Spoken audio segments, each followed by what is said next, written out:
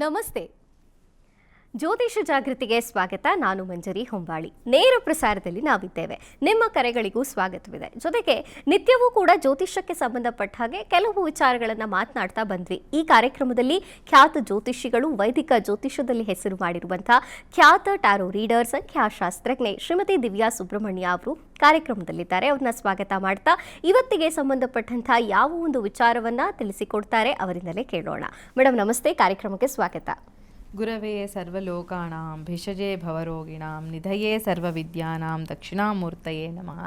ನಮಸ್ಕಾರ ಮೇಡಮ್, ನೀವು ತಿಳಿಸಿದ್ರಿ ಹಸ್ತ ಸಾಮುದ್ರಿಕೆ ಅಂತ. ಹಸ್ತ ಸಾಮುದ್ರಿಕೆಗೆ ಸಂಬಂಧಪಟ್ಟ ಹಾಗೆ ಯಾವ ಒಂದು ವಿಚಾರವನ್ನ ಇವತ್ತು ನಮ್ಮ ವೀಕ್ಷಕರಿಗೆ ತಿಳಿಸಿಕೊಡ್ತಾ ಇದ್ದೀರಿ. ಜೊತೆಗೆ ಜ್ಯೋತಿಷ್ಯದ ಪ್ರಕಾರಗಳಲ್ಲಿ ಇವಾಗ ಕುಂಡಲಿಯನ್ನ ನೋಡಿ ಹೇಳೋದು, ಜಾತಕವನ್ನ ನೋಡಿ ಹೇಳೋದು, ಕೆಲವೊಬ್ರು ಮುಖವನ್ನ ನೋಡಿ ಕೂಡ ಭವಿಷ್ಯವನ್ನ ಹೇಳ್ತಾರೆ. ಹಾಗೆ ಹಸ್ತ ಸಾಮುದ್ರಿಕೆ ಕೂಡ ಪಾಮ್ ರೀಡಿಂಗ್ ಅನ್ನೋದು ಜನಪ್ರಿಯವಾಗಿದೆ. ಸೊ ಈ ಹಸ್ತ ಸಾಮುದ್ರಿಕೆ ಎಷ್ಟು ಮುಖ್ಯ, ಈ ಭವಿಷ್ಯ ಎಷ್ಟು ನಿಖರ ಅಂತ ನೋಡಿ. ಹಸ್ತ ಸಾಮುದ್ರಿಕಾ ಶಾಸ್ತ್ರ ಅನ್ನೋದೇನಿದೆ, ಇದು ತುಂಬ ಅತ್ಯಂತ ಹಳೆಯ ಒಂದು ಶಾಸ್ತ್ರ ಅಂತ. ಏನು ಹಾಗಾದರೆ ಹಸ್ತ ಸಾಮುದ್ರಿಕ ಅಂದರೆ? ಹಸ್ತ ಅಂದರೆ ನಿಮಗೆ ಗೊತ್ತಿದೆ. ಸೊ ಹಸ್ತ ಸಾಮುದ್ರಿಕ ಅಂತ ಹೇಳಿದ್ರೆ ಲಕ್ಷಣಗಳು ಅಂತ ಹೇಳಿ. ಸೊ ಕೈಯಿನಲ್ಲಿರುವಂತಹ ಲಕ್ಷಣಗಳನ್ನು ನೋಡಿ ತಿಳಿಸುವಂತಹ ಒಂದು ಶಾಸ್ತ್ರ ಏನಿದೆ ಅದು ಹಸ್ತ ಸಾಮುದ್ರಿಕ ಶಾಸ್ತ್ರ ಅಂತ ಇದೆ. ಹಾಗಾದರೆ ಯಾವ ಕೈ ನೋಡಬೇಕು, ಹಸ್ತ ಸಾಮುದ್ರಿಕೆಯಲ್ಲಿ ಯಾವ್ಯಾವ ಅಂಶಗಳು ಬರ್ತವೆ, ಹಾಗೆಯೇ ಅದರದ ಇಂಪಾರ್ಟೆನ್ಸ್ ಏನು, ಯಾರು ನೋಡಬೇಕು ಹಸ್ತ ಸಾಮುದ್ರಿಕೆನ, ಇದೆಲ್ಲ ವಿಚಾರಗಳನ್ನು ಒಂದೊಂದಾಗಿ ತಿಳ್ಕೊಳ್ತಾ ಹೋಗೋಣ. ಮೊದಲನೇದಾಗಿ ಹಸ್ತ ಸಾಮುದ್ರಿಕ ಅಂದರೆ ಏನು ಅನ್ನೋ ವಿಚಾರಕ್ಕೆ, ಹಸ್ತ ಅಂದರೆ ಕೈ, ಸಾಮುದ್ರಿಕಾ ಶಾಸ್ತ್ರ ಅಂದರೆ ಲಕ್ಷಣಗಳನ್ನು ತಿಳಿಸುವಂಥ ಒಂದು ಶಾಸ್ತ್ರ ಅಂತ ಹೇಳಿ. ಆ ಲಕ್ಷಣಗಳನ್ನು ನೋಡಿ ಕೈನಲ್ಲಿ ಪರ್ವಗಳು ಅಂತ ಇರ್ತವೆ. ಕೈನ ಶೇಪ್ ಬೇರೆ ಇರ್ತವೆ. ಒಬ್ಬರಿಗೆ ಶೇಪ್ ಇದ್ದ ಹಾಗೆ ಇನ್ನೊಬ್ಬರದ್ದು ಆಕಾರ ಇರೋದಿಲ್ಲ, ಶೇಪ್ ಇರೋದಿಲ್ಲ. ಹಾಗೆಯೇ ಪರ್ವಗಳು ಅಂತ ಹೇಳ್ತೀವಿ, ಪರ್ವಗಳಿರಲ್ಲ, ಬೆರಳಿನ ಆಕಾರ ಡಿಫ್ರೆಂಟ್ ಆಗಿರುತ್ತೆ. ಸೊ ಮತ್ತು ಹೀಗೆ ಇನ್ನೂ ಸಾಕಷ್ಟು ವಿಚಾರಗಳನ್ನು, ರೇಖೆಗಳಂತೂ ಎಲ್ರಿಗೂ ಗೊತ್ತಿರುತ್ತೆ. ಈ ರೇಖೆಗಳ ಆಧಾರದ ಮೇಲೆ ಭವಿಷ್ಯವನ್ನು ಹೇಳುವಂಥ ಒಂದು ಶಾಸ್ತ್ರ ಏನಿದೆ ಇದು ಹಸ್ತ ಸಾಮುದ್ರಿಕಾ ಶಾಸ್ತ್ರ ಅನ್ನುವಂಥದ್ದು. ಓಕೆ ಮೇಡಮ್, ಇನ್ನು ನೀವು ಪರ್ವಗಳ ಬಗ್ಗೆ ಮಾತಾಡ್ತಾ ಇದ್ರಿ. ಪರ್ವಗಳು ಅಂದ್ರೆ ವೀಕ್ಷಕರೇ ಕೈಲಿರುವಂತಹ ಮೌಂಟ್ಸ್ ಅಲ್ವಾ? ಎಲ್ಲಿ ಉಬ್ಬು ತಗ್ಗುಗಳಿರುತ್ತೋ ಅದನ್ನ ನಾವು ಪರ್ವಗಳು ಅಂತ ಕರಿತೀವಿ. ಈಗ ಸಾಮಾನ್ಯವಾಗಿ ಒಂದು ಜಾತಕವನ್ನ ತಾವು ನೋಡಿದಾಗ ಅದರಲ್ಲಿ ಗುರು ಈ ಸ್ಥಾನದಲ್ಲಿದ್ದಾನೆ ಅಥವಾ ಗುರು ಬಲ ಚೆನ್ನಾಗಿದೆ, ಬುಧ ಹೀಗಿದ್ದಾನೆ ಅಂತ ಹೇಳೋ ಅಂಥದ್ದೊಂದು ವಾಡಿಕೆ. ಬಟ್ ಹಸ್ತ ಸಾಮುದ್ರಿಕೆಗೆ ಬಂದರೆ ಕೈನಲ್ಲಿಯೂ ಕೂಡ ನವಗ್ರಹಗಳನ್ನ ಗುರುತಿಸೋದಕ್ಕೆ ಸಾಧ್ಯವಾಗತ್ತಾ? ಖಂಡಿತ. ನಾನು ನನ್ನದೇ ಕೈನಲ್ಲಿ ಕೆಲವೊಂದು ತೋರಿಸ್ತಾ ಹೋಗ್ತೀನಿ. ನೋಡಿ, ಇಲ್ಲಿ ಕಾಣಿಸ್ತಾ ಇದೆಯಲ್ಲ, ಇದು ಶುಕ್ರನ ಪರ್ವ ಅಂತ ಹೇಳ್ತೀವಿ. ಸೊ ಇದು ಶುಕ್ರನ ಪರ್ವ. ಶುಕ್ರ ಗ್ರಹ ನಮ್ಮ ಜಾತಕದಲ್ಲಿ ಹೇಗಿದೆ ಅನ್ನೋದನ್ನ ತಿಳ್ಕೊಳ್ಳೋದಕ್ಕೆ ಕೆಲವ್ರಿಗೆ ಆಗಲ್ಲ. ಅಂದ್ರೆ ಕೆಲವ್ರಿಗೆ date of birth, time of birth ಏನೂ ಇರಲ್ಲ.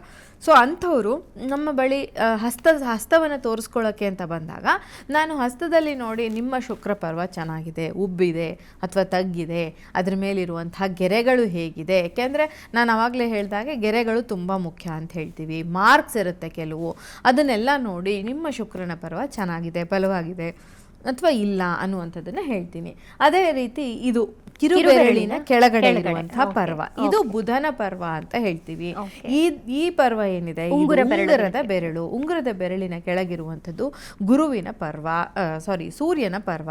ಮಧ್ಯದ ಬೆರಳಿನಲ್ಲಿ ಇರುವಂಥದ್ದು ಶನಿಯ ಪರ್ವ, ಇದು ಸೂರ್ಯನ ಪರ್ವ. ಹೀಗೆ ಗುರು, ಸೂರ್ಯ, ಚಂದ್ರ ಮತ್ತೆ ಈ ಪರ್ವ ಏನಿದೆಯಲ್ಲ, ಈ ಭಾಗವನ್ನ ನಾವು ಚಂದ್ರನ ಪರ್ವ ಅಂತ ಹೇಳ್ತೀವಿ. ಈ ಮಧ್ಯದ ಭಾಗವನ್ನ ಕುಜನಿಗೆ ಕೊಡಲಾಗಿದೆ ಅಂತ. ಹೀಗೆ ಎಲ್ಲ ವಿಚಾರಗಳನ್ನು ನೋಡಿ ಸಮಗ್ರವಾಗಿ ಅಧ್ಯಯನವನ್ನು ಮಾಡಿನೇ ನಾವು ಹೇಳಬೇಕಾಗತ್ತೆ ಹಸ್ತದಲ್ಲಿ ಯಾವ ಪರ್ವಕ್ಕೆ ಬಲ ಇದೆ, ಯಾವ ಪರ್ವಕ್ಕೆ ಕಡಿಮೆ ಇದೆ, ಅಲ್ಲಿ ಹಸ್ತ ಸಾಮುದ್ರಿಕೆ ಹೇಗೆ ವರ್ಕ್ ಆಗುತ್ತೆ ಅಂದರೆ ಈ ಥರ ವರ್ಕ್ ಆಗುತ್ತೆ. ಇದು ಒಂದು ಬೇಸಿಕ್ ವಿಚಾರ. ಅದನ್ನು ಬಿಟ್ಟು, ಪರ್ವಗಳನ್ನು ಬಿಟ್ಟು ನಾವು ಶೇಪ್ನ ಅಂದರೆ ಕೈನ ಇಡಿಯಾಗಿ ಶೇಪ್ನ ನೋಡ್ತೀವಿ, ಅಷ್ಟೇ ಅಲ್ಲ ಬೆರಳುಗಳು ಶೇಪ್ನ ನೋಡ್ತೀವಿ. ಸೊ ಈ ಕೈನ ಇಡಿಯಾಗಿ ನೋಡಿದ್ರೂ ಬೇರೆ ಬೇರೆ ರೀತಿಯ ಶೇಪ್ಸ್ ಇದೆ. ಅದನ್ನು ನೋಡಿ ಅವರ ಗುಣ ಸ್ವಭಾವಗಳನ್ನು ಕಂಡುಹಿಡಿಯೋದಕ್ಕೆ ಅವಕಾಶ ಇರುತ್ತೆ. ಓಕೆ ಅಂದ್ರೆ ಕೈ ಹೇಗಿರುತ್ತೆ, ಅದರ ಲಕ್ಷಣ ಏನು, ಅದು ನೋಡಕ್ ಚೆನ್ನಾಗಿದೆಯಾ ಇಲ್ವಾ ಅನ್ನೋದು ಕನ್ಸಿಡರ್ ಆಗುತ್ತೆ. ಹೌದು, ಕೈನ ಆಕಾರ ಹೇಗಿದೆ, ಬೆರಳುಗಳ ಉದ್ದ ಯಾವುದು ಹೇಗಿದೆ, ಮತ್ತೆ ರೂಪ ಹೇಗಿದೆ, ಪರ್ವಗಳು ಹೇಗಿದೆ, ಮತ್ತೆ ರೇಖೆಗಳು ಹೇಗಿದೆ, ಅಥವಾ ವಿಶೇಷ ಚಿಹ್ನೆಗಳು. ಅಂದ್ರೆ ನಾವೀಗ ಒಂದು ಈ ಎರಡು ಗೆರೆಗಳು ಹಿಂಗೆ ಹಾಕದಂಥ ಒಂದು ಚಿಹ್ನೆ ಇದೆ ಅದು. ಮತ್ತು ಫಿಶ್ ಥರದಲ್ಲಿ ಕೆಲವ್ರಿಗಿರುತ್ತೆ, ಕೆಲವ್ರಿಗೆ ಇಂಟು ಮಾರ್ಕ್ಸ್, ಕೈ ತುಂಬ ಇಂಟು ಮಾರ್ಕ್ಸ್ ಇರುತ್ತೆ, ಅದೆಲ್ಲ ಏನು ಪ್ಲಸ್ ಮಾರ್ಕ್ ಇರುತ್ತೆ ಕೆಲವ್ರಿಗೆ. ಅದೆಲ್ಲ ಯಾವ ರೀತಿಯ ಒಂದು ಫಲಗಳನ್ನು ಕೊಡುತ್ತೆ ಅನ್ನೋದನ್ನು ನಾವು ಹಸ್ತ ನೋಡಿ ಹೇಳ್ಬೋದು. ಇನ್ನು ನೀವು ಮೌಂಟ್ಸ್ ಬಗ್ಗೆ ಮಾತಾಡ್ತಾ ಇದ್ರಿ, ಅಂದ್ರೆ ಈ ಉಬ್ಬುಗಳ ಬಗ್ಗೆ. ಸೊ ಇವಾಗ ನಮ್ಮ ಕೈಯಲ್ಲಿ ಯಾವುದೋ ಒಂದು ಪ್ರದೇಶದಲ್ಲಿ ಶುಕ್ರನ ಬಗ್ಗೆ ತಾವು ಹೇಳ್ತಾ ಇದ್ರಿ. ಸೊ ಈ ಶುಕ್ರನ ಒಂದು ಏನು ಜಾಗ ಇದೆ, ಈ ಪರ್ವ ಇದೆ, ಇದು ಉಬ್ಬಿಕೊಂಡಿದ್ರೆ ಅದು ಹೆಚ್ಚು ಫಲದಾಯಕ ಅಂತ ಅರ್ಥ. ಹೌದು, ಶುಕ್ರನ ಪರ್ವ ಉಬ್ಬಿಕೊಂಡಿದ್ದು ಇದ್ರ ಮೇಲೆ ಇಂಟು ಮಾರ್ಕ್ಸ್ ಯಾವುದು ಇಲ್ಲ ಅಂತ ಅಂದ್ರೆ, ಶುಕ್ರನ ಪರ್ವನ ಮೇಲೆ ಇಂಟು ಮಾರ್ಕ್ಸು ಅಥವಾ ಯಾವುದೇ ನೆಗೆಟಿವ್ ಮಾರ್ಕ್ಸ್ ಇಲ್ಲ ಅಂತಂದರೆ, ಇವಾಗ ಡೈಮಂಡ್ ಇದ್ದರೆ ಪರವಾಗಿಲ್ಲ, ಅಥವಾ ಪ್ಲಸ್ ಮಾರ್ಕ್ ಇದ್ದರೂ ಪರವಾಗಿಲ್ಲ, ಫಿಶ್ ಚಿತ್ರ ಇದ್ದರೂ ಪರವಾಗಿಲ್ಲ, ಆದರೆ ಅಥವಾ ಅಪ್ವರ್ಡ್ ಡೈರೆಕ್ಷನ್ನ ಲೈನ್ಗಳು ಇದ್ದರೆ ಹೆಚ್ಚಾಗಿ ಖಂಡಿತವಾಗಿಯೂ ಶುಕ್ರನ ಪರ್ವ ಚೆನ್ನಾಗಿದೆ ಅಂತ ಹೇಳಿ. Okay madam, okay. ಮಾತುಗಳನ್ನು ಮುಂದುವರಿಸ್ತಾ ನಮ್ಮ ವೀಕ್ಷಕರು ಕೂಡ ಕರೆಗೆ ಕಾಯ್ತಾ ಇದ್ದಾರೆ. ನಮಸ್ತೆ. ನಮಸ್ಕಾರ ಮೇಡಮ್. ಪದ್ಮಕಾಂತ್ ಅವರೇ, ಚಿತ್ರದುರ್ಗದಿಂದ ಕರೆ ಮಾಡ್ತಿದ್ದೀರಿ ಅಲ್ವಾ? ಮೇಡಮ್. ಹಾ, ಯಾರ ಬಗ್ಗೆ ಕೇಳಬೇಕಿತ್ತು ಸರ್? ನಮ್ಮ ಬಗ್ಗೆ ಮೇಡಮ್, ಮಕ್ಕಳ ಬಗ್ಗೆ. ಮಕ್ಕಳ ವಿಚಾರವಾಗಿ ಕೇಳ್ತಾ ಇದ್ದೀರಿ. ಸರಿ, ಮೇಡಮ್ ಇದ್ದಾರೆ, ಮಾತನಾಡಿ ಸರ್. ಪದ್ಮಕಾಂತ್ ಅವರೇ ನಮಸ್ತೆ. ನಮಸ್ಕಾರ ಮೇಡಮ್. ಯಾರ ಬಗ್ಗೆ ಕೇಳಬೇಕು? ಮೊದಲನೇ ಮಗಳ ಮಗನ ಮಗನ ಬಗ್ಗೆ ಮೇಡಮ್. ಮಗ ಏನ್ ಹೆಸರು ಮಗಂದು? ಮಕ್ಕಳ ಬಗ್ಗೆ ಮೇಡಮ್, ಮಕ್ಕಳು ಸಂತಾನ ಬಗ್ಗೆ. ಸಂತಾನದ ವಿಚಾರವಾಗಿ ಕೇಳ್ತಾ ಇದ್ದೀರಾ? ಮೇಡಮ್. Okay okay okay. ಏನು ಮಗನ ಹೆಸರೇನು? ಅಲ್ಲ, ಮಕ್ಕಳ ಬಗ್ಗೆ ಮೇಡಮ್. ಮಕ್ಕಳ ಆಗಿಲ್ಲ, ಸಂತಾನದ ಬಗ್ಗೆ. ಓಕೆ. ನಿಮಗ್ ಮಕ್ಕಳಾಗಿಲ್ಲ ಅಂತನಾ? Madam. Madam. Okay okay okay. ಮಗು ಆಗತ್ತಾ ಅಂತ ಕೇಳ್ತಾ ಇದ್ದೀರಾ ಅಲ್ವಾ? ಎಷ್ಟು ವರ್ಷ ಆಯ್ತು ಮದ್ವೆ ಆಗಿ? ನಾವು 12 ವರ್ಷ ಆಯ್ತು ಮೇಡಮ್. 12 ವರ್ಷ ಆಯ್ತು. ಏನ್ ನಿಮ್ ಹೆಸರು? JR ಪದ್ಮಕಾಂತ ಅಂತ. ಪದ್ಮಕಾಂತ್ ಅಂತ. ಮನೆಯವ್ರ ಹೆಸರೇನು? ಸರಸ್ವತಿ MG. ಸರಸ್ವತಿ. ಓಕೆ. ನಾನು ನಿಮ್ಮ ಇಷ್ಟ ದೈವವನ್ನ ಸ್ಮರಣೆ ಮಾಡ್ಕೊಳ್ಳಿ, ನಾನು ಕಾರ್ಡ್ ತೆಗಿತೀನಿ. ಹುಟ್ಟಿದ ಡೀಟೇಲ್ಸ್ ಇದೆಯಾ ನಿಮ್ದು? 16/3/1984 ಮೇಡಮ್, ಶುಕ್ರವಾರ. ಓಕೆ. ದೇವ್ರನ್ನ ಪ್ರಾರ್ಥನೆ ಮಾಡ್ಕೊಳ್ಳಿ, ನಾನು ಕಾರ್ಡ್ ತೆಗಿತೀನಿ. ಯೋಗ ಇದೆಯಾ ಹೇಗೆ ಅನ್ನೋದನ್ನ ನೋಡೋಣ. ಮೇಡಮ್.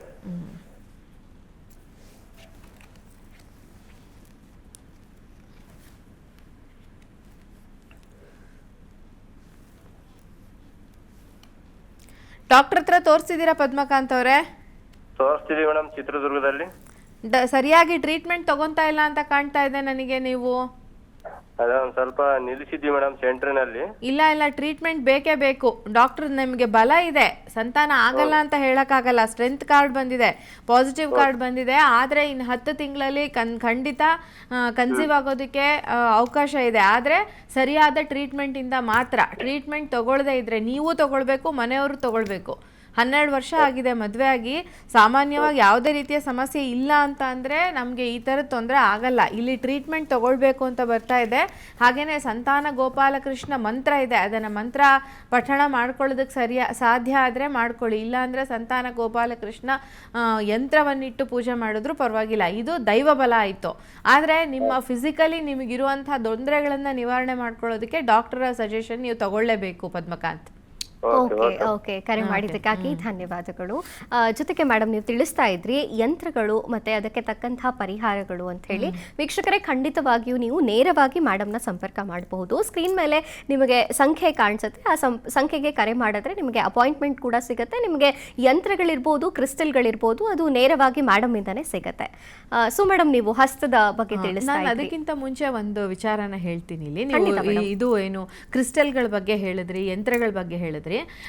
ತುಂಬಾ ಜನಕ್ಕೆ ಈ ದೃಷ್ಟಿ ದೋಷ ಕಾಡ್ತಾ ಇದೆ ಇತ್ತೀಚಿನ ದಿನಗಳಲ್ಲಿ. ಸೊ ನಾವು ಒಂದು ಆಯಿಲ್ ನ ಪ್ರಿಪೇರ್ ಮಾಡಿದೀವಿ, ಎಣ್ಣೆ.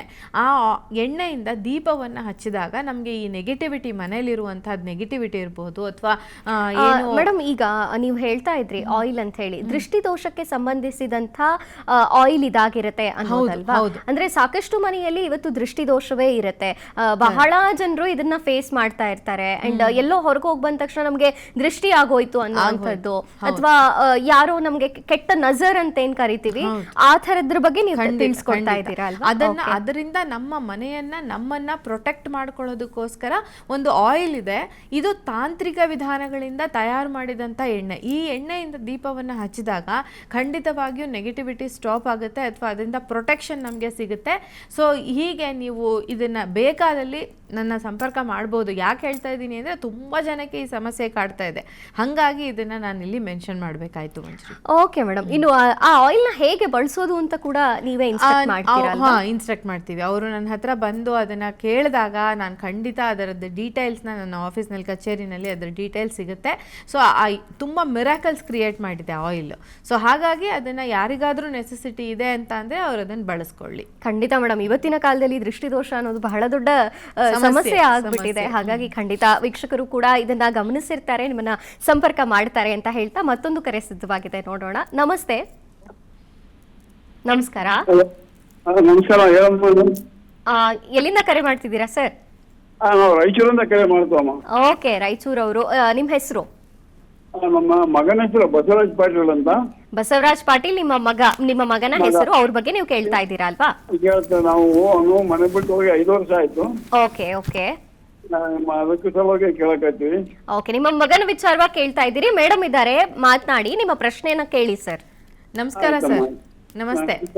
ನಮಸ್ತೆ. ಮಗನ ಬಗ್ಗೆ ಕೇಳಬೇಕಲ್ವಾ? ಬಸವರಾಜ್ ಪಾಟೀಲ್ ಅಲ್ವಾ ಮಗನ ಹೆಸರು? ಹೌದಮ್ಮ, ಬಸವರಾಜ್ ಪಾಟೀಲ್. ಓಕೆ, ಏನಕ್ಕೆ, ಏನಾಯ್ತು, ಯಾಕೆ ಮನೆ ಬಿಟ್ಟು ಹೋದ್ರು ಅವರು?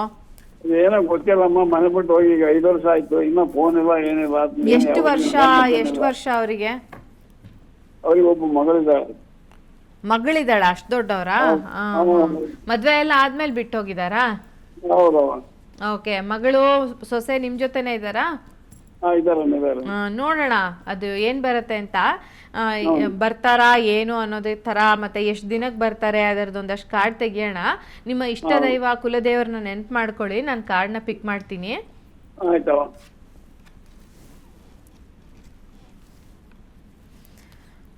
ಬರ್ತಾರೆ ಅಂತ ಕಾಣಿಸ್ತಾ ಇದೆ, ಎಲ್ಲೋ ಕಷ್ಟದಲ್ಲಿ ಸಿಕ್ಕಾಕೊಂಡಿದ್ದಾರೆ, ಬರ್ತಾರೆ ಅಂತ ಕಾಣಿಸ್ತಾ ಇದೆ. ಅವ್ರನ್ನ ಯಾರೋ ಹಿಡಿದಿಟ್ಟಿರೋ ಅಂತ ಸಿಚುವೇಶನ್, ಯಾವ್ದೋ ವಿಚಾರದಲ್ಲಿ ಸಿಕ್ಕಾಕೊಂಡ್ಬಿಟ್ಟಿದ್ದಾರೆ ಅವರು. ಏನಾದ್ರು ಪ್ರಾಬ್ಲಮ್ ತಪ್ಪು ಮಾಡಿ ಏನಾದ್ರು ಸಿಕ್ಕಾಕೊಂಡು ಊರ್ ಬಿಟ್ಟು ಹೋಗಿರೋದು ಆ ತರ ಏನಾದ್ರು ಆಗಿರ್ಬೋದಾ ಅಂತ ಒಂದ್ಸರಿ ಯಾರನ್ನಾದ್ರೂ ವಿಚಾರ ಮಾಡಿ. ಇನ್ನೊಂದು 11 ತಿಂಗಳಲ್ಲಿ ಮಗ ಹೊರಗಡೆ ವಾಪಸ್ ಬರೋ ಚಾನ್ಸಸ್ ಇದೆ, ಸರಿಯಾಗಿ ಪ್ರಯತ್ನ ಪಟ್ರೆ. ಒಂದು ಕೆಲಸ ಮಾಡಿ, ನಿಮಗೆ ಡೀಟೇಲ್ಡ್ ರೀಡಿಂಗ್, ಯಾಕೆಂದ್ರೆ ಇಂಥ ಕೇಸಸ್ ಅಲ್ಲಿ ನಾನು ಬರೀ ಟ್ಯಾರೋ ರೀಡಿಂಗ್ ನ ಮೂಲಕ ಹೇಳೋದು ಕಷ್ಟ. ಒಂದ್ಸರಿ ಅವ್ರ ಜಾತಕವನ್ನು ತೋರಿಸ್ಕೊಂಡು ನೀವು ಏನಿದೆ ಅಂತ ಡಿಸ್ಕಸ್ ಮಾಡಿದ್ರೆ ನಾನು ಖಂಡಿತ ನಿಮಗೆ ಅವ್ರು ಬರ್ತಾರಾ ಅಥವಾ ಏನು ಅಂತ. ಎಲ್ಲೋ ತುಂಬಾ ದೊಡ್ಡ ಮಟ್ಟದಲ್ಲಿ ಸಿಕ್ಕಾಕೊಂಡು ಬಂಧನದಲ್ಲಿರೋ ತರ ಇರ್ಬೇಕಾಗಿ ಬಂದಿದೆ ಅವರಿಗೆ. ಸುಮ್ಮನೆ ಇಲ್ಲ, ಅವರು ಯಾರೋ ಬಂಧಿಸಿಟ್ಟಿರೋ ಥರ ಅಂದರೆ ಅದು ಯಾವುದೋ ವಿಚಾರದಲ್ಲಿ ಸಿಕ್ಕಾಕೊಂಡು ಹಿಂಗೇನೋ ತೊಂದರೆ ಆಗಿದೆ. ಸರಿಯಾಗಿ ವಿಚಾರಿಸಿ ಸರ್. ಓಕೆ ಸರ್, ಕರೆ ಮಾಡಿದ್ದಕ್ಕಾಗಿ ಧನ್ಯವಾದ. ಖಂಡಿತವಾಗಿಯೂ ಸಂಪೂರ್ಣವಾದಂತಹ ಮಾರ್ಗದರ್ಶನ ಸಿಗುತ್ತೆ, ನೇರವಾಗಿ ಭೇಟಿಯಾಗೋದು ಉತ್ತಮ ಅಂತ ಹೇಳ್ತಾ. ಮೇಡಮ್, ಇವಾಗ ನೀವು ಹಸ್ತ ಸಾಮುದ್ರಿಕೆ ಬಗ್ಗೆ ಹೇಳ್ತಾ ಇದ್ರಿ, ತಿಳಿಸ್ಕೊಡ್ತಾ ಇದ್ರಿ. ಶುಕ್ರನ ಪರ್ವದ ಬಗ್ಗೆ ತಾವು ತಿಳಿಸ್ಕೊಟ್ರಿ. ನಂತರ ಯಾವ ಪರ್ವ ಒಂದು ಗಟ್ಟಿಯಾಗಿರ್ಬೇಕು ಅಂತ ನೋಡಿ, ಇಡೀ ಕೈ ಗಟ್ಟಿ ಅನ್ನೋ ವಿಚಾರಕ್ಕೆ ನಾವು ಫಿಸಿಕಲಿ ಕೈನ ಟಚ್ ಮಾಡಿದ್ರೆ ಕೈ ಸ್ವಲ್ಪ ಸಾಫ್ಟಾಗಿರಬೇಕು. ಹಸ್ತ ಸಾಮುದ್ರಿಕಾ ಶಾಸ್ತ್ರ ಹೇಳೋದು ಸಾಫ್ಟಾಗಿರಬೇಕು. ಕಂಪ್ಯಾರಿಟಿವ್ಲಿ ಸ್ವಲ್ಪ ಪಿಂಕಿಶ್ ಆಗಿರಬೇಕು. ಯಾಕೆ ಅಂತ ಹೇಳಿದ್ರೆ ಅದು ಆ ಶ್ರೀಮನ್ ನಾರಾಯಣನಿಗೆ ಹತ್ತಿರವಾದ ಕೈ ಅಂತ ಹೇಳ್ತೀವಿ. ಅಂದ್ರೆ ಅವರು ಒಬ್ಬೊಬ್ಬರದ್ದು ಕಲರ್ ಕಾಂಪ್ಲೆಕ್ಷನ್ ಒಂದೊಂದ್ ತರ ಇರುತ್ತೆ. ಸೊ ಸ್ವಲ್ಪ ಸಾಫ್ಟ್ ಆಗಿದ್ದು ಪಿಂಕಿಶ್ ಹ್ಯಾಂಡ್ ಏನಿರುತ್ತಲ್ಲ, ಇದು ಆ ಭಗವಂತನಿಗೆ ಹತ್ತಿರವಾದ ಕೈ ಅಂತ ಹೇಳ್ತೀವಿ. ಅಂದ್ರೆ ಇವ್ರು ಯಾರು ಹತ್ರ ಇಲ್ಲ ಅಂತ ನಾವು ತಿಳ್ಕೊಳ್ಳೋದು ಬೇಕಾಗಿಲ್ಲ, ಹತ್ರ ಆಗೋದಕ್ಕೆ ಏನ್ ಮಾಡ್ಬೇಕು ಅನ್ನೋದ್ರ ಕಡೆ ನಮ್ಮ ಪ್ರಯತ್ನ ಇರಬೇಕು ಅನ್ನೋಂಥ ನನ್ನ ಅಭಿಪ್ರಾಯ. ಹಾಗೇನೆ ನೋಡಿ, ಇದು ಶನಿ ಪರ್ವ. ಎಲ್ಲರಿಗೂ ಶನಿ ಬಗ್ಗೆ ತುಂಬಾ ಒಂದು ಕ್ಯೂರಿಯಾಸಿಟಿ ಇರುತ್ತೆ. ಸೊ ಇದು ಶನಿ ಪರ್ವ. ಶನಿ ಪರ್ವ ಚೆನ್ನಾಗಿದ್ರೆ ನಿಮ್ಮ ಉದ್ಯೋಗ ಚೆನ್ನಾಗಿರುತ್ತೆ. ಸೂರ್ಯನ ಪರ್ವ ಚೆನ್ನಾಗಿದ್ರೆ ನಿಮ್ಮ ಉದ್ಯೋಗ ಚೆನ್ನಾಗಿರುತ್ತೆ. ಯಾಕೆ ಅಂತ ಹೇಳಿದ್ರೆ ಸೂರ್ಯ ಉದ್ಯೋಗಕ್ಕೆ ಕಾರಕ. ನಿಮ್ಮ ಫಿಸಿಕಲ್ ಎಫರ್ಟ್ಗಳನ್ನು ತೋರಿಸುವಂಥದ್ದು ಗ್ರಹ ಏನಿದೆ ಅದು ಶನಿ. ಹೀಗೆ ಪರ್ವಗಳು, ಎಲ್ಲ ಪರ್ವಗಳು ಚೆನ್ನಾಗಿರ್ಬೇಕು. ಅದರಲ್ಲೂ ಶುಕ್ರ ಚೆನ್ನಾಗಿತ್ತ ಅಂದರೆ, ನಾವು ಶುಕ್ರನ ಬಗ್ಗೆ ಮಾತಾಡಿದ್ವಿ, ಕಂಫರ್ಟ್ಸ್, ಲೈಫಲ್ಲಿ ಬೇಕಾಗಿರೋ ಕಂಫರ್ಟ್ ಸಿಗ್ತದೆ ಅಂತ. ಓಕೆ ಮೇಡಮ್, ಇವತ್ತು ನೀವು ಹೇಳಿದ್ದನ್ನು ಕೇಳಿ ನಮ್ಮ ವೀಕ್ಷಕರು ಕೂಡ ಕೈ ನೋಡ್ಕೊಳ್ತಾರೆ, ನಮ್ದು ಪಿಂಕ್ ಇದೆಯಾ ಅಂತ ಚೆಕ್ ಮಾಡ್ಕೊಳ್ತಿರ್ತಾರೆ. ಖಂಡಿತ ಮತ್ತೊಂದು ಕರೆ ಸಿದ್ಧವಾಗಿದೆ, ನೋಡೋಣ. ಮೀನಾ ಅಂತ. ನಮಸ್ತೆ ಮೀನಾ ಅವರೇ. ಮೀನಾ ಅವರೇ, ನನ್ನ ಧ್ವನಿ ಕೇಳಿಸ್ತಿದ್ಯಾ? ಕೇಳಿಸ್ತಾ ಇದೆ ಮೇಡಮ್. ನಮಸ್ಕಾರ. ಎಲ್ಲಿಂದ ಕರೆ ಮಾಡ್ತಿದ್ದೀರಿ? ನಾವು ರಾಮನಗರದಿಂದ ಮೇಡಮ್. ಓಕೆ, ಯಾರ ಬಗ್ಗೆ ಕೇಳ್ಬೇಕಿತ್ತಮ್ಮ? ಮಗನ ಬಗ್ಗೆ ಕೇಳ್ಬೇಕಾಯ್ತು ಮೇಡಮ್. ಕೆಲಸ ಮತ್ತೆ ಮದ್ವೆ ಯಾವಾಗ ಆಗ್ತದೆ ಅಂತ. ಓಕೆ, ಅವರ ಕೆಲಸದ ವಿಚಾರ ಹಾಗೆ ಮದ್ವೆ ವಿಚಾರ ಅಲ್ವಾ? ಮೇಡಮ್ ಇದ್ದಾರೆ, ಮಾತನಾಡಿ. ಮೀನಾ ಅವರೇ, ಮಗನ ಹೆಸರೇನು? ಚೇತನ್ ಅಂತ ಕಟ್ಟಿದೀವಿ ಮೇಡಮ್. ಅವ್ನು ಜನವರಿ 28, 98 ಹುಟ್ಟವನೆ. ಓಕೆ, ಜನವರಿ 28, 98 ಹುಟ್ಟಿದಾರಾ? ನಾನು ನೋಡ್ತೇನೆ. ಸಿವಿಲ್ ಇಂಜಿನಿಯರ್ ಮಾಡೋನೆ. ಸಿವಿಲ್ ಇಂಜಿನಿಯರಿಂಗ್ ಮಾಡಿದ್ದಾರೆ. ಜಾಬ್ ಅಲ್ಲಿ ಇದಾರಾ ಈಗ? ಪ್ರೈವೇಟ್ ಅಲ್ಲಿ ಮಾಡ್ತಾವ್ರೆ, ಗೌರ್ಮೆಂಟ್ ಏನಾರ ಆಗುತ್ತಾ ಅಂತ ಕೇಳಿ. ಗೌರ್ಮೆಂಟ್ ಜಾಬ್ ಆಗತ್ತಾ? ಆಗೋದಾದ್ರೆ ಯಾವಾಗ ಆಗತ್ತೆ? ಯಾವಾಗುತ್ತೆ ಮದುವೆ ಜೀವನ ಹೇಗಿರತ್ತೆ? ಮದ್ವೆ ಯಾವಾಗ ಆಗುತ್ತೆ, ಯಾವ ಕಡೆ ಆಗುತ್ತೆ ಅನ್ನೋದೊಂದು. ಅಷ್ಟು ಇವಾಗ ಒಂದೆರಡು ಕ್ವಶನ್ಗೆ ಆನ್ಸರ್ ಮಾಡ್ತೀನಿ. ಸೊ ಜಾಬ್ ಆಗತ್ತಾ ಅಂದರೆ ಡೆಫಿನೆಟಾಗಿ ಆಗುತ್ತೆ ಅಂತ ಬರುತ್ತೆ ನೋಡಿ. ಪಾಸಿಟಿವ್ ಕಾರ್ಡ್ ಇದು, total positive card. So job ಆಗತ್ತೆ, ಗೌರ್ಮೆಂಟ್ ಜಾಬಿಗೆ ಅವ್ರು ಪ್ರಯತ್ನ ಪಡಲಿ ಆಯಿತಾ. ಒಂದು ವರ್ಷದ ಒಳಗಡೆನೆ ಚಾನ್ಸ್ ಇದೆ ಅಮ್ಮ. ಈ ವರ್ಷದಲ್ಲಿ ಪೂರ್ತಿ ಅವ್ರು ಎಫರ್ಟ್ ಹಾಕಿ ಓದಿದ್ರೆ, ಯಾರ್ದಾದ್ರೂ ಒಬ್ರದ್ದು ಸರಿಯಾದವ್ರ ಹೆಲ್ಪ್ ತಗೊಳ್ಳಿ. ಒಬ್ಬರ ಗೈಡೆನ್ಸ್ ಬೇಕು ಅವರಿಗೆ. ಸಕ್ಸಸ್ ಅಂತೂ ಖಂಡಿತ ಇದೆ, ಆದರೆ ಒಬ್ಬರ ಗೈಡೆನ್ಸ್ ಬೇಕು. ಅದರಿಂದ ಎಫರ್ಟು ಹಾಕೋದ್ರಿಂದ ಸಾಕಷ್ಟು ಪಾಸಿಟಿವ್ ರಿಸಲ್ಟ್ಸ್ ಬರುತ್ತೆ. ಮದುವೆಗೂ ಕೂಡ ಮದುವೆ ಕಡೆ ಅವರಿಗೆ ಗಮನ ಸ್ವಲ್ಪ ಕಡಿಮೆ ಇದ್ದಂಗಿದೆ. ಮದುವೆ ಆಗ್ತೀನಿ ಅಂತ ಹೇಳ್ತಾರಾ? ಆಗ್ತೀನಿ ನೋಡಿ ಅಂತ ಅಂತವ್ರೆ. ನೀವೇ ನೋಡ್ಕೊಳ್ಳಿ ಅಂದ್ರು, ಇಲ್ಲ ನೀನೇ ನೋಡಿ ಆಯ್ತೀನಿ ಅಂತ ಅಂತವ್ರೆ. ಮದ್ವೆನೂ ಮಾಡ್ಬೋದಮ್ಮ. ಮದ್ವೆಗೂ ಏನು ತುಂಬಾ ಡಿಲೇ ಇಲ್ಲ. ತಕ್ಷಣ ಇನ್ನೊಂದು ವರ್ಷ ಆದ ತಕ್ಷಣ ನೋಡಕ್ ಶುರು ಮಾಡಿ. ಈ ವರ್ಷ ಬಿಡಿ ಸ್ವಲ್ಪ. ಜನ್ಮ ಜಾತಕದಲ್ಲಿ ಯೋಗ ಇದ್ದರೆ ಆಗತ್ತೆ. ನಾವಿಲ್ಲಿ ಜಾತಕ ನೋಡ್ತಾ ಇಲ್ಲ, ಟ್ಯಾರೋನಲ್ಲಿ ನೋಡ್ತಾ ಇರೋದ್ರಿಂದ ಗೊತ್ತಾಗಲ್ಲ. ಸೊ ಮದುವೆ ಜೀವನ ಅಂದರೆ ಜನ್ಮ ಜಾತಕದಲ್ಲಿ ಯೋಗ ಇದ್ದರೆ ಈ ವರ್ಷನೇ ಮದುವೆ ಆಗುತ್ತೆ. ಇಲ್ಲ ಅಂದರೆ ಮುಂದಿನ ವರ್ಷ ಸ್ಟಾರ್ಟ್ ಮಾಡಿ ಮದುವೆಗೆ. ಒಂದ್ಸರಿ ಬೇಕಾದರೆ ಜಾತಕ ಡೀಟೇಲಾಗಿ ತೋರಿಸ್ಕೊಂಡ್ರೆ ಮದುವೆ ಪರ್ಫೆಕ್ಟಾಗಿ ಯಾವಾಗ ಆಗುತ್ತೆ ಮತ್ತು ಯಾವ ಥರದ ಹುಡುಗಿನ ನೋಡ್ಬೇಕು ನೀವು, ಈ ಗೈಡೆನ್ಸ್ ನಿಮಗೆ ಸಿಗತ್ತಮ್ಮ. ಯಾಕೆಂದರೆ ಇದೆಲ್ಲ ಲೈಫ್ ಚೇಂಜಿಂಗ್ ಮ್ಯಾಟ್ರ್ಗಳು. ಅಂದರೆ ನಮ್ಮ ಲೈಫಲ್ಲಿ ಒಂದೇ ಸರಿ ಆಗುವಂಥ ವಿಚಾರಗಳು, ಮದುವೆ, ಕೆಲಸ, ಈ ಥರದ್ದೆಲ್ಲ. ಸೊ ಯಾವುದು ಬೆಟರು, ನಮಗೆ ಯಾವುದು ಸರಿಯಾದ್ದು ಅನ್ನೋದನ್ನು ನಾವು ಸರಿಯಾಗಿ ಅನಲೈಸ್ ಮಾಡಿನೇ ಮುಂದಕ್ಕೆ ಹೆಜ್ಜೆ ಇರಬೇಕಾಗತ್ತೆ. ಸೊ ಅದನ್ನು ಮಾಡಿಕೊಂಡು ನೀವು ಮುಂದುವರಿಬಹುದು. ಓಕೆ ಓಕೆ, ಕರೆ ಮಾಡಿದ್ದಕ್ಕೆ ಧನ್ಯವಾದ ಮೇಡಮ್. ಮತ್ತೊಬ್ರು ಕಾಲರ್ ರೆಡಿ ಇದ್ದಾರೆ, ಲಕ್ಷ್ಮಿ ಅಂತ. ನಮಸ್ತೆ ಲಕ್ಷ್ಮಿ ಅವರೇ. ಓಕೆ, ಎಲ್ಲಿಂದ ಕರೆ ಮಾಡ್ತಿದ್ದೀರಮ್ಮ? ನಾವು ಮೈಸೂರಿಂದ. ಓಕೆ, ಯಾರ ಬಗ್ಗೆ ಕೇಳಬೇಕಿತ್ತು ನೀವು? ನಮ್ಮ ಮನೆ ಬಗ್ಗೆನೇ. ಮನೆ ವಿಚಾರವಾಗಿ ಕೇಳ್ತಾ ಇದ್ದೀರಾ? ಮೇಡಮ್ ಇದ್ದಾರೆ, ಮಾತನಾಡಿ. ನಮಸ್ಕಾರ ಲಕ್ಷ್ಮಿ ಅವರೇ. ನಮಸ್ತೆ ಮ್ಯಾಮ್. ಏನ್ ವಿಚಾರ, ಮನೆ ಬಗ್ಗೆ ಏನ್ ಕೇಳಬೇಕಿತ್ತು? ಅಂದ್ರೆ ನಮ್ಮ ಅತ್ತೆಯವರು ಏನು ಭಾಗ ಮಾಡದೆ 2 ವರ್ಷ ಹಿಂದೆ ತೀರೋದ್ರು. ಅದು ಇವರು 8 ಜನ ಮಕ್ಕಳು ಮ್ಯಾಮ್. ಎಷ್ಟು ಜನ ಮಕ್ಕಳು? 8 ಜನ ಮಕ್ಕಳು, 7 ಜನ ಗಂಡು ಮಕ್ಕಳು, 1 ಹೆಣ್ಮಗು. ಓಕೆ. ಎಲ್ಲರೂ ವೆಲ್ ಸೆಟಲ್ ಆಗಿದ್ದಾರೆ ಮ್ಯಾಮ್. ನಮ್ಮ ಮನೆಯವ್ರು ಸ್ವಲ್ಪ ಪ್ರಾಪರ್ಟಿ ಇದೆ, ಅದೂ ಸ್ವಲ್ಪ ಪ್ರಾಬ್ಲಮ್ ಆಗಿದೆ ಮ್ಯಾಮ್. ಅವ್ರ ಮನೆ ಸ್ವಲ್ಪ ಕೊಡಿ ಅಂದ್ರೆ ಅವರು ನಾವು ಕೊಡ್ತಾ ಇಲ್ಲ ಮ್ಯಾಮ್. ನಮ್ಮ ಅತ್ತೆ ಏನು ಮಾಡಿ ಹಾಗೆ ಹೊರಟೋಗಿದ್ದಾರೆ. ಅದ್ಕೆ ಎಲ್ಲೋ ಕೇಳಿದಕ್ಕೆ ಮುನ್ಸಿಪಾಲಿಟಿಲಿ ಎಲ್ಲ ನೀವು ಆಧಾರ್ ಕಾರ್ಡ್ ತಗೊಂಬನ್ನಿ ಎಲ್ರು ಅಂದ್ರೆ ಯಾರು ಕೊಡಕ್ಕೆ ತಯಾರಿಲ್ಲ ಮ್ಯಾಮ್. ಮನೆ ಬೇರೆ ತುಂಬಾ ಹಳೆ ತರ ಇದೆ ನಮ್ದು, ತುಂಬಾ ಮನೆಲ್ಲ ಸೋರುತ್ತೆ. ಅದ್ ಮನೇಲಿ ಸ್ವಲ್ಪ ಪರಿಹಾರ ಆಗುತ್ತಾ ಇಲ್ವಾ ಕೇಳ್ಬೇಕಾಗಿತ್ತು ಮ್ಯಾಮ್. ನೋಡ್ತೀನಿ ನಮ್ಗೆ ಮನೆ ಕಟ್ಟಿ. ಮನೆಯವ್ರ ಹೆಸರೇನು? ರವೀಂದ್ರ ಅಂತ ಮ್ಯಾಮ್. ಕೇಳಿಸ್ಲಿಲ್ಲ? ರವೀಂದ್ರ. ನೋಡ್ತೀನಿ. ನಿಮ್ಮ ಇಷ್ಟ ದೈವವನ್ನ ನೆನ್ಪು ಮಾಡ್ಕೊಳ್ಳಿ. Okay ma'am.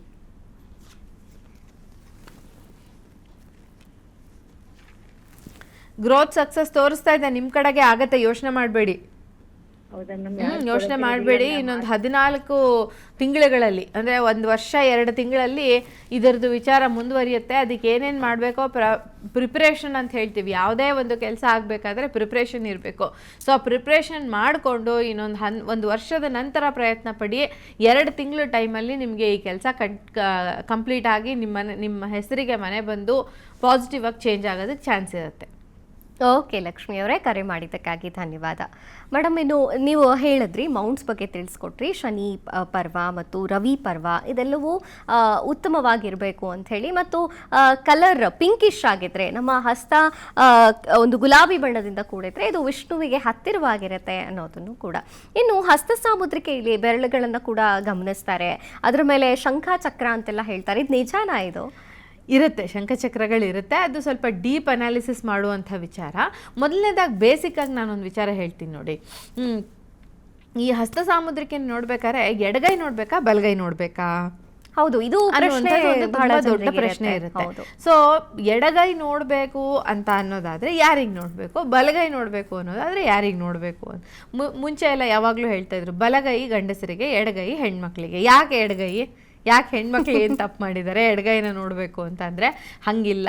ಯಾವುದು ಡಾಮಿನೇಟಿಂಗ್ ಹ್ಯಾಂಡ್ ಅಂತ ಹೇಳ್ತೀವಿ. ಡಾಮಿನೇಟ್ ಅಂದರೆ ಉದ್ದ ಇರೋದು ಅಥವಾ ದಪ್ಪ ಇರೋದು ಈ ಥರದ್ದಲ್ಲ. ಯಾವ ಕೈಯಿನ ಹೆಚ್ಚು ನಾವು ಬಳಸ್ತೀವಿ, ಕೆಲಸಗಳಿಗೆ ಎಡಗೈ ಬಳಸ್ತೀವ. ಎಡಗೈ ಬಳಸೋರು ಇದ್ದಾರೆ ಕೆಲವರು. ಸೊ ಲೆಫ್ಟ್ ಹ್ಯಾಂಡ್ನ ಜಾಸ್ತಿ ಯೂಸ್ ಮಾಡೋವಂಥವ್ರು. ಅವ್ರಿಗೆ ಎಡಗೈ ನೋಡುವಂಥದ್ದು, ಬಲಗೈ ಜಾಸ್ತಿ ಯೂಸ್ ಮಾಡುವಂಥವ್ರಿಗೆ ಬಲಗೈ ನೋಡುವಂಥದ್ದು ಅಂತ. ಸೊ ಎರಡೂ ಕೈಗಳನ್ನು ಅನಲೈಸ್ ಮಾಡಿ ಹೇಳ್ಬೋದು. ಇನ್ನೂ ಕೆಲವು ಸರಿ ಹೇಳ್ತೀವಿ ಎಡಗೈ ಪಾಸ್ಟ್ ಹೇಳಿದ್ರೆ ಬಲಗೈ ಫ್ಯೂಚರ್ ಹೇಳುತ್ತೆ ಅಂತ. ಸೊ ಎರಡೂ ಕೈಗಳನ್ನು ನಾವು ಅನಲೈಸ್ ಮಾಡಿನೇ ಹೇಳಬೇಕಾಗತ್ತೆ ಇವರ ಹಸ್ತದಲ್ಲಿ ಸಪೋರ್ಟ್ ಇದೆ, ಸಪೋರ್ಟ್ ಇಲ್ಲ ಅನ್ನುವಂಥ ವಿಚಾರವನ್ನು. Okay okay. ಅಂದರೆ ಕೈಗಳು ಗಂಡಸರಿಗೆ ಈ ಕೈ, ಹೆಣ್ಣು ಮಕ್ಕಳಿಗೆ ಈ ಕೈ ಅನ್ನೋಕ್ಕಿಂತ ಅವರು ಯಾವ ಒಂದು ಕಾರ್ಯಗಳಲ್ಲಿ ತೊಡಗಿಸ್ಕೊಂಡಿರ್ತಾರೆ ಅದ್ರ ಮೇಲೆ. ಓಕೆ, ಮತ್ತೊಂದು ಕರೆ ಸಿದ್ಧವಾಗಿದೆ ಮೇಡಮ್, ನೋಡೋಣ. ವಿಜಯ್ ಅಂತ, ನಮಸ್ತೆ. ನಮಸ್ತೆ ಮೇಡಮ್. ಯಾರ ಬಗ್ಗೆ ಕೇಳಬೇಕಿತ್ತು? ಹೇಳಿ, ಮಾತನಾಡಿ. ಮಗನ್ ಬಗ್ಗೆ ಕೇಳ್ಬೇಕು. ಮಗನ ವಿಚಾರವಾಗಿ. ಸರಿ ಸರಿ, ಮೇಡಮ್ ಇದ್ದಾರೆ, ಮಾತನಾಡಿ. ನಮಸ್ಕಾರ. ನಮಸ್ಕಾರ. ಏನು ಮಗನ ಹೆಸರು? ಮಗನ ಹೆಸರು ನಾಗರಾಜ್ ಮೇಡಮ್. ನಾಗರಾಜ್ ಅಂತ. ಯಾವ ಊರಿಂದ ಮಾಡ್ತಾ ಇದ್ದೀರಮ್ಮ? ಚೆನ್ನಾಗಿರಿ. ಚನ್ನಗಿರಿಯಿಂದ. ಓಕೆ.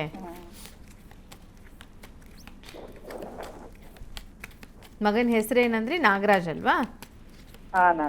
ಏನ್ ವಿಚಾರ ಕೇಳ್ಬೇಕಿತ್ತು? ವಿದ್ಯಾಭ್ಯಾಸ ಮೇಡಮ್. ವಿದ್ಯಾಭ್ಯಾಸದ ಬಗ್ಗೆ. ವಿದ್ಯಾಭ್ಯಾಸ ಏನ್ ಓದ್ತಾ ಇದ್ದಾರಮ್ಮ? ಅವನು CA ಮಾಡ್ತಾ ಇದ್ದಾನೆ ಮೇಡಮ್. CA ಮಾಡ್ತಾ ಇದ್ದಾರಾ? ಹೌದು ಮೇಡಮ್. ಓಕೆ, ನೋಡೋಣ. ನಿಮ್ಮ ಇಷ್ಟ ದೈವವನ್ನು ನೆನ್ಪು ಮಾಡ್ಕೊಳ್ಳಿ. ಹಾ ಮೇಡಮ್. ಆಪರ್ಚುನಿಟಿ ಚೆನ್ನಾಗಿದೆ, ಖಂಡಿತ ಸಕ್ಸಸ್ ಆಗುವಂಥ ಕಾರ್ಡ್ ಬಂದಿದೆ. ಮತ್ತು ಇದು ಅವ್ರಿಗೆ ಸಿಕ್ಕಾಪಟ್ಟೆ ಆ್ಯಂಬಿಷಿಯಸ್ ಆಗಿದ್ದಾರೆ, ಇದನ್ನು ಮಾಡಲೇಬೇಕು ಅನ್ನುವಂಥ ಒಂದು ಏಮ್ನ ಹೊಂದಿದ್ದಾರೆ. ಸೊ ಡೆಫಿನೆಟಾಗಿ ಚಾನ್ಸಸ್ ಇದೆ, ಆದರೆ ಜಾತಕದಲ್ಲಿ ಯೋಗ ಇದ್ದರೆ ಮಾತ್ರ. ಯಾಕೆ ನಾನು ಇಷ್ಟೆಲ್ಲ ಆದಮೇಲೆ ಜಾತಕ ಹೇಳ್ತೀನಿ ಅಂದರೆ, CA, IAS, IPS, ಡಾಕ್ಟ್ರು, ಈ ಥರದ ಕೋರ್ಸ್ಗಳು ಇವೆಲ್ಲ ಏನಾಗಿದೆ ಅಂದರೆ ಅದು ಸ್ವಲ್ಪ ಟಫ್ ಕೋರ್ಸ್ಗಳು ಅಂಥೇಳಿ. ಸೊ ಇದಕ್ಕೆ ಸೀಟ್ ಸಿಗೋದೇ ಕಷ್ಟ. ನೀವು ಮೊನ್ನೆ ಎಲ್ಲ ನೋಡ್ತಾ ಇದ್ದೀರಾ ಈ ನೀಟ್ದೆಲ್ಲ ಎಷ್ಟು ತೊಂದರೆಗಳು ಆಯಿತು ಅಂತ ಹೇಳ್ಬಿಟ್ಟು. ಸೊ ಇಂಥ ಕೋರ್ಸ್ಗಳನ್ನು ಮಾಡುವಾಗ ತುಂಬ ಬ್ರಿಲಿಯಂಟ್ ಆಗಿರಬೇಕು, ತುಂಬ ಸ್ಮಾರ್ಟ್ ಆಗಿರಬೇಕು, IQ ಹಾಗೆ ಇರಬೇಕು. ಸೊ ಈ ಥರದ್ದೆಲ್ಲ ತುಂಬ ಕಷ್ಟ. ಹಾಗಾಗಿ ಒಂದು ಸಾರಿ ಜಾತಕ ನೋಡಿನೇ ನಾವು CAಗೆ ಆಗತ್ತಾ ಇಲ್ವಾ ಅನ್ನೋದನ್ನ ಹೇಳಬೇಕಾಗುತ್ತೆ. ಬಟ್ ಕಾರ್ಡ್ ರೀಡಿಂಗ್ನ ಪ್ರಕಾರ ಆಗತ್ತೆ, ಅವರಿಗೆ ಯೋಗ ಇದೆ ಅಂತ ಬರ್ತಾ ಇದೆ. ಪ್ರಯತ್ನ ಪಡಲಿ. ಇನ್ನೊಂದು 11 ತಿಂಗಳಲ್ಲಿ ಒಂದು ಲೆವೆಲ್ ಏನಾದರೂ ಮುಂದಕ್ಕೆ ಹೋಯಿತು ಅಂದರೆ ನೆಕ್ಸ್ಟ್ ಲೆವೆಲ್ಗೆ ಮತ್ತೆ ತಗೊಳ್ಳೋಣ. ಓಕೆ, ಕರೆ ಮಾಡಿದ್ದಕ್ಕಾಗಿ ಧನ್ಯವಾದ ಮೇಡಮ್. ಮತ್ತೊಬ್ರು ಕಾಲರ್ ರೆಡಿ ಇದ್ದಾರೆ, ಚೈತ್ರ ಅಂತ. ನಮಸ್ತೆ ಚೈತ್ರ ಅವರೇ. ನಮಸ್ಕಾರ ಮೇಡಮ್. ಯಾರ ಬಗ್ಗೆ ಕೇಳಬೇಕಿತ್ತಮ್ಮ? ಇದು ನನ್ನ ಅಪ್ಪ ಅಮ್ಮನ ಬಗ್ಗೆ ಕೇಳ್ಬೇಕಿತ್ತು. ಓಕೆ. ಅವರು ಪ್ರಾಪರ್ಟಿ ಸೇಲ್ ಮಾಡ್ಬೇಕು ಅನ್ಕೊಂಡಿದ್ದಾರೆ. ಒಂದ್ ಸೈಟ್ ಇದೆ ನೇಟಿವ್ ಅಲ್ಲಿ. Okay okay okay. ಅದು ಹೋಮ್ ಸೇಲ್ ಆಗುತ್ತಾ? ಮತ್ತೆ ಈಗ ಸ್ವಲ್ಪ ಇಲ್ಲಿ ಬೆಂಗಳೂರಲ್ಲಿ ಮನೆ ಕಟ್ಟಿ ಸ್ವಲ್ಪ ಸಾಲ ಎಲ್ಲ ಜಾಸ್ತಿ ಮಾಡ್ಕೊಂಡ್ಬಿಟ್ಟಿದ್ದಾರೆ. ಅದರಿಂದ ಹೊರಗೆ ಬರ್ಬೇಕು, ಅದಕ್ಕೆ. ಓಕೆ, ನಿಮ್ಮ ಪ್ರಶ್ನೆಯನ್ನು ಮೇಡಮ್ ಕೇಳಿಸ್ಕೊಂಡಿದ್ದಾರೆ, ಮಾತನಾಡಿ.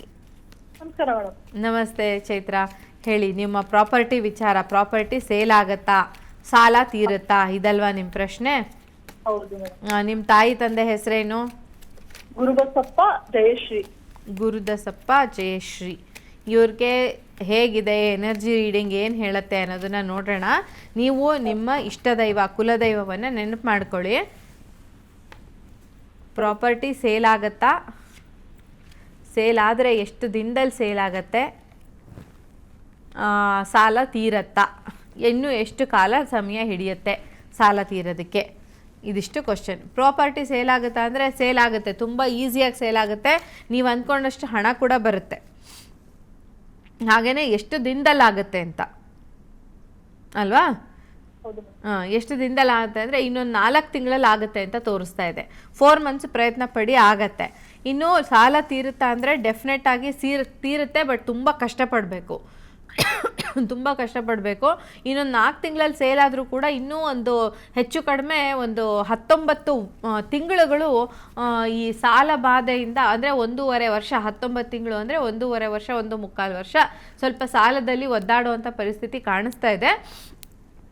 ತೀರಿಸ್ಕೊಂಡು ಆ ದುಡ್ಡನ್ನು ಸರಿಯಾಗಿ ಎತ್ತಿಟ್ಟು ಇನ್ನೂ ಒಂದು ವರ್ಷ ಆದ ನಂತರ ಸಾಲವನ್ನು ತೀರಿಸೋದು ಒಳ್ಳೆಯದು ಅಂತ ಅನಿಸುತ್ತೆ.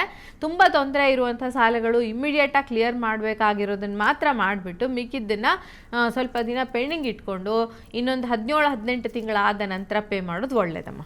ಓಕೆ, ಕರೆ ಮಾಡಿದ್ದಕ್ಕಾಗಿ ಧನ್ಯವಾದ ಮೇಡಮ್. ಇವತ್ತು ಸಾಕಷ್ಟು ಕಾಲರ್ಸ್ ಪ್ರಶ್ನೆಗಳಿಗೆ ಉತ್ತರಿಸಿದ್ದೀರಿ, ಜೊತೆಗೆ ಹಸ್ತ ಸಾಮುದ್ರಿಕೆ ಬಗ್ಗೆನೂ ತಿಳಿಸ್ಕೊಟ್ಟಿದ್ದೀರಿ. ಧನ್ಯವಾದಗಳು. ನಮಸ್ಕಾರ. ನಮಸ್ಕಾರ. ವೀಕ್ಷಕರೇ, ಇದಾಗಿತ್ತು ಈ ಹೊತ್ತಿನ ವಿಶೇಷ ನೇರ ಪ್ರಸಾರ ಕಾರ್ಯಕ್ರಮ ಜ್ಯೋತಿಷ್ಯ ಜಾಗೃತಿ. ಮತ್ತೆ ಮುಂದಿನ ಸಂಚಿಕೆಯೊಂದಿಗೆ ಭೇಟಿಯಾಗೋಣ. ನೋಡ್ತಾ ಇರಿ PNS ವಿಸ್ತಾರ ನ್ಯೂಸ್, ನೇರ ನಿಖರ ಜನಪರ.